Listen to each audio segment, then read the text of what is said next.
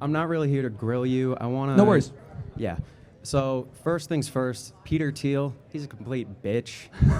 What is your I take agree. on that? I think you should sort of elaborate on that earlier. You said he was a cocksucker. I think most of the people here don't actually know who Peter Thiel is. I think it's better for sort of trying to stop him and stop what Palantir is doing for people to actually be aware of it. So...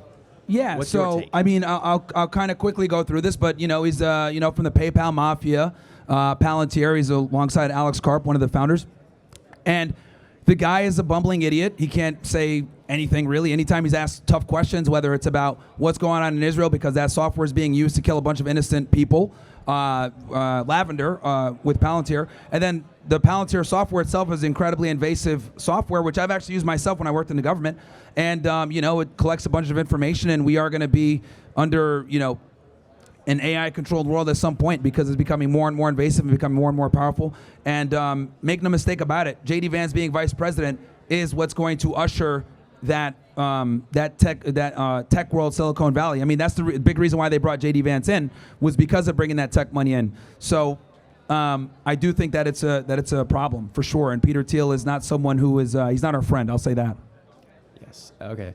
And second thing, I noticed that in all of these discussions here, it's more so identifying a problem, and there's not that much of a solution. Sure. What would your solution to be to things sort of like Israel being in our government, how we stop that, certain things like these police states that are starting to happen in Washington, D.C. Like, what's your take on that? How do we stop sort of overreach while also turning these things into something like with the actually Israel useful? problem, I think step one to that is simply knowledge, right? This has been a topic that's been forbidden for many decades, right? If you talked about this stuff, you question 9/11, you question the USS Liberty, you question, the Levant affair, any of these false flags, you'd be banned immediately, right? They'd call you an anti-Semite and you're cooked. Unfortunately, after October 7th, though, it's a tragedy of because I do actually value Israeli life too, even though they don't value anybody else, and what's going on in Gaza right now. It's allowed us to have this very difficult discussion. I think step one to us being able to get rid of the Israeli influence on our geopolitical / foreign policy affairs is knowledge and education, because a lot of Americans are completely unaware of this stuff. And for the last year or two, I've seen like a transformation of us being people being aware of this topic. So I think step one is educating the American public so that they know where their politicians are getting their money. Right? 2 years ago, nobody knew what AIPAC was, right? Nobody knew about Israel. Nobody even knew what Zionism was 2 years ago, because I remember I was talking about this before then, and if I said Zionism, they're like, what is that? So the fact that we're talking about it now is already a W. And, if we keep getting this information out there, despite the censorship, I think that's step one to taking our country back and making it an America-only, foreign policy. Yes, and okay. Last thing, I don't fully agree with you on everything, but I do think you carry sort of a good perspective in terms of identifying problems. What would you say your advice would be to young men today? And as a second question, what would your advice be to young women in terms of sort of trying to fix the society that we live in today?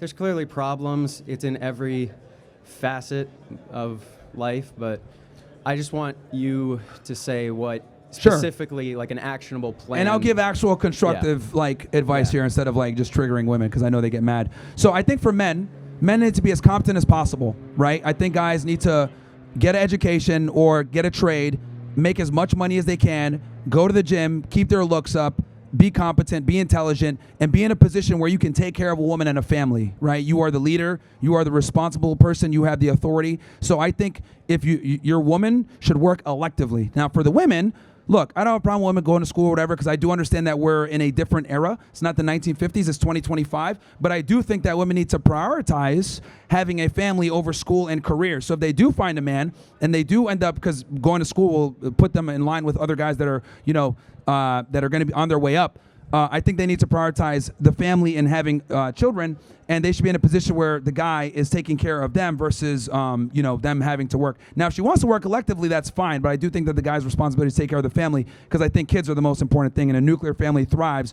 when, the woman is taking care of the kids versus a daycare or a babysitter or anything else like that. So I think with men, be as competent and as strong and as financially responsible as you can be, and then with women, try to find a guy, get married as soon as you can while you're still young, have kids, and let's bring America back. Yes. Okay. And the last thing, I noticed that at the end of all these conversations you have, whenever someone's getting like mad at you, you sort of give them a little bit of rage bait or something like that. With like a couple minutes ago, you were like Indians are stinky or something. Yeah. So It's like an hour ago. yeah, I meant to say hour ago. Yeah. I might have said minute. But they my do bad. tend to smell, let's be honest. What I'll say about that is I think that you come from an area of trying to find like patterns and stuff like that, and instead of trying to find the good in people. I feel that if you were to become a Christian or something like that, like you said you weren't, that it would really help these conversations actually turn into something good instead of, oh, fuck you, someone in the back is yelling at you, trying to ruin your day, so you give them a one-liner back, and then you ruin their day for... I mean, I got thick skin, man. Nothing. I understand Yeah. that this type of... Here's the thing. Difficult conversations are going to lead to certain things, and I've accepted the fact that the way I convey my message or my message in general is not going to be palatable to a lot of people because we live in a very pussified world where people like to hear comforting lies over uncomfortable truths. So, I've made peace with the fact that most people simply can't handle the truth, and that's fine. And then as far as pattern recognition goes, I think pattern recognition is very important. I do think that a lot of people do recognize patterns. It's just that they're afraid to admit the fact that they recognize these patterns because they don't want to be called racist or bigoted or whatever it may be, and they try to, oh no, let me not be racist and let me just lie. But pattern recognition, I think, is very important for people to have, and I think more people do it than they'd care to admit. They just don't want to admit it. Yes. Okay. So I think if you were to make those things more palatable, you'd get towards what you're actually trying to achieve with educating people on, let's say, the Peter Thiel situation. Some of these people aren't listening to you at all because of some of these takes that you have. Some of these people hate you. All they want to do is come up in here and yell at you. I just think if you were to and that's fine because here's the thing. When they come up and yell, they just show how stupid their position really is. Yes, and then other people are watching and they'll be like, you know what? Maybe that is a bad ideology. Because the reality is, millions of people are going to see all this, right? Like we got a couple hundred people here probably watching, whatever. But keep in mind that millions are going to be watching this and they're going to be able to see ideologies kind of battling each other.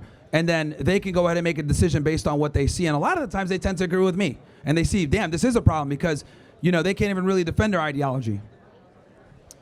Yeah, I think that's what's important.